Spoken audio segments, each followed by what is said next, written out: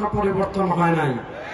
আমরা দেখেছি ঢাকা শহরে, আমরা কারওয়ান বাজারে আসি, এই কারওয়ান বাজারে ঢাকা শহরের যে কয়েকটা জায়গায় সবচেয়ে বেশি চাঁদাবাজি হয় তার ভিতরে অন্যতম হলো কারওয়ান বাজারের কাঁচা বাজার। বাংলাদেশে 54 বছরে কেউ চাঁদাবাজি বন্ধ করতে পারে নাই, বরং আমরা দেখেছি এক চাঁদাবাজকে তাড়াই আরেক চাঁদাবাজ ওই জায়গা দখল করে ফেলে। আমি আপনাদেরকে ইনশাআল্লাহ ওয়াদা দিয়ে যাচ্ছি, আগামী 12 তারিখ আপনারা হাত পাকায় ভোট দিবেন। আগামী 12 তারিখ রাত্রে যদি হাত পাকা প্রতীককে আপনারা বিজয় করেন, তাহলে যেই সময় ঘোষণা হবে হাত পাকা প্রতীক বিজয়ী হয়েছে, পরের দিন সকাল থেকে আপনারা এই ঢাকা উত্তরের প্রত্যেক জায়গায় ব্যবসা করবেন, রিক্সা চালকরা রিক্সা চালাবেন, কেউ 1 টাকা চাঁদার জন্য আপনাদের কাছে আসতে পারবে না। আর যদি কেউ 1 টাকা চাঁদা আপনাদের কাছে চাওয়ার জন্য আসে, আমরা আপনাদেরকে ওয়াদা দিচ্ছি, যদি হাত পাকা বিজয়ী হয় তারা 1 টাকা চাঁদার জন্য আসবে, হাত পা বেঁধে খাম্বার সাথে ঝুলিয়ে রাখবো।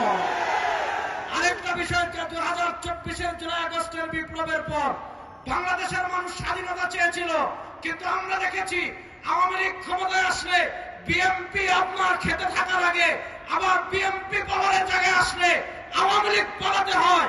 আমরা আপনাদেরকে ওয়াদা দিচ্ছি, যদি ইসলামী আন্দোলন বাংলাদেশকে ভোট দিয়ে আপনারা পাওয়ারের জায়গায় আনেন, যেই দল করেন, যেই মতের হন, যেই আদর্শের হন, আপনারা যদি নিরীহ হন, বুক ফুলিয়ে রাস্তায় হাঁটবেন, কেউ আপনাদের নামে মিথ্যা মামলা করতে পারবে না। সুতরাং দুর্নীতি মুক্ত বাংলাদেশ আপনারা চান কি চান না? চাঁদাবাদ মুক্ত বাংলাদেশ আপনারা চান কি চান না? প্রকৃত ইনসাফের বাংলাদেশ আপনারা চান কি চান না? প্রকৃত ইনসাফ একমাত্র প্রতিষ্ঠা করতে পারে শরিয়া, ইসলাম।